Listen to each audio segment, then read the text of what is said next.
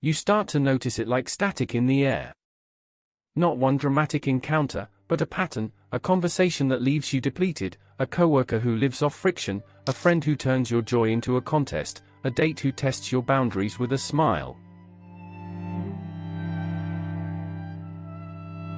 After enough of these, you begin entering rooms scanning for the first subtle shove. And then the shame arrives. The culture offers a tidy explanation: if you keep meeting toxic people, you must be attracting it. Too sensitive, too naive, too available. The problem becomes your personality instead of the climate. But what if you're not imagining it? What if the feeling that people are sharper, more manipulative, more emotionally draining is telling you something about the era you're moving through? Life is built on speed now. Messages fall all day like droplets on glass. Work leaks into your evenings through a bright screen. Rest becomes something you earn. In that state, tired, overstimulated, half-present, you become easier to push. You let small disrespect pass because you don't have the energy for conflict. You answer politely when you want to be silent. Exhaustion doesn't always make people cruel, but it makes them narrower. It shortens the distance between impulse and action. When a nervous system is constantly on edge, empathy gets harder to reach. Nuance feels expensive. So some people adapt by becoming blunt, cold, controlling, whatever keeps them from feeling exposed. And this world rewards those adaptations. Look at what gets celebrated: confidence that borders on aggression, honesty that is really contempt with better lighting, a willingness to dominate the emotional temperature of a room. If you can unsettle others, you can steer them. If you can keep someone guessing, you can keep them orbiting. Social media didn't invent this, but it amplified it. Attention becomes currency. Personality becomes performance. The loudest emotion wins. The simplest story spreads. You're trained to think in numbers: who is visible, who is desirable, who is winning. Under that sits a quiet message: you are what you can prove. When identity becomes a display, connection can start to feel like a transaction.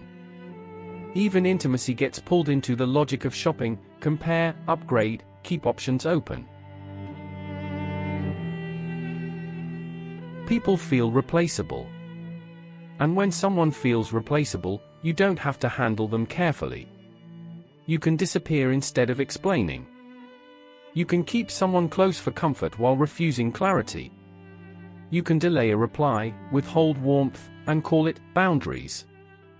This is how dehumanization shows up in ordinary life, not always as hatred, but as convenience. And beneath convenience is fear. A lot of people feel powerless right now. The future looks unstable. Money feels thinner. Time feels stolen. When you can't control the bigger forces, some people try to control the nearest human. Pressure creates the illusion of stability. If they can make you doubt yourself, they don't have to face their own doubt. So you move through your day and it feels like the air is full of subtle grabbing. People want your energy, your attention, your emotional labor. They want you to soothe them, validate them, stay useful. And because so much of life happens through screens, it's easier to do this without seeing the cost. A person becomes a function: the one who answers, the one who listens, the one who gives. If it feels like you're meeting more toxic people, it may be because you're living in a culture that trains toxicity as a survival style, then acts innocent about it. A culture that worships productivity, then treats tiredness like failure. A culture that sells connection, then profits from loneliness. And in the middle of all that, you're trying to remain a human being.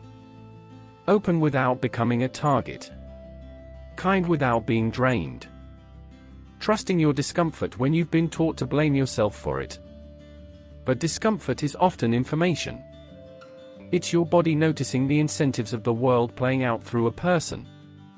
So the question isn't only why people feel harsher.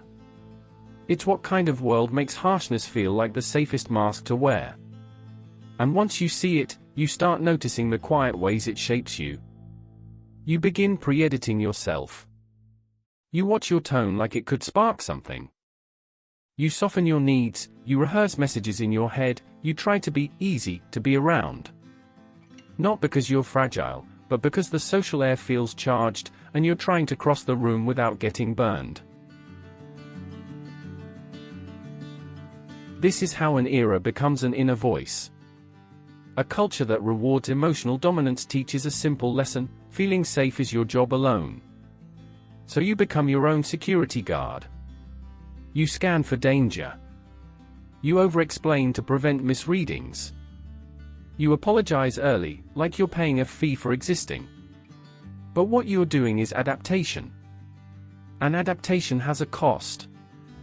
When your days are filled with micro-threats, subtle disrespect, passive aggression, unpredictable moods, your nervous system doesn't receive a clean signal that the environment is stable.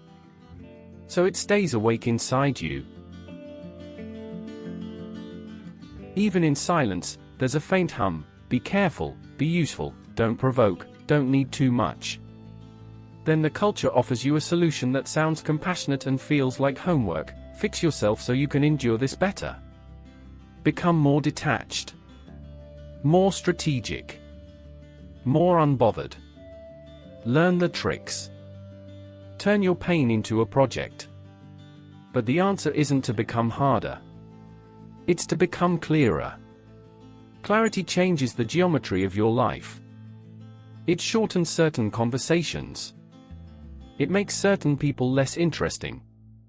It makes certain dynamics impossible to maintain. Clarity doesn't need a speech. Clarity says, I can feel when I'm being pulled. Clarity says, I don't owe anyone my confusion. In a world that treats attention like currency, one of the deepest forms of self-respect is choosing where you spend it. That doesn't mean you become cold. It means you stop volunteering for the role this era assigns to sensitive people: unpaid emotional infrastructure. The one who absorbs tension, replies fast, adjusts fast, keeps the peace while the loudest people keep taking. You don't have to fight toxicity like it's a battle. You can refuse its rhythm. Refusal can be small. It's a pause before you answer.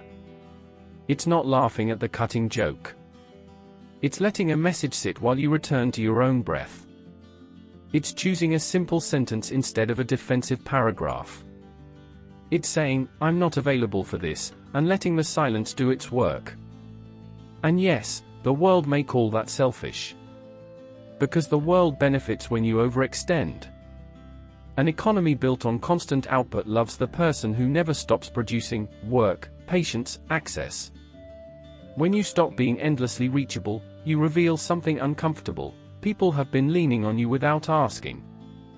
So you begin to read the map differently.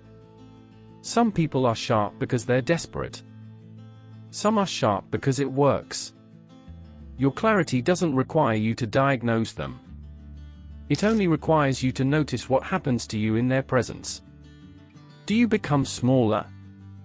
Do you start doubting what you just heard? Do you feel tired for no clear reason? Those aren't character flaws. They're signals. And the more you honor those signals, the less everywhere toxic people feel. Not because the world suddenly becomes gentle, but because your life stops giving them open doors. Picture a night train. City lights smear across the window like wet paint. Your phone glows in your hand, full of threads: people who want something, people who make you work for basic respect.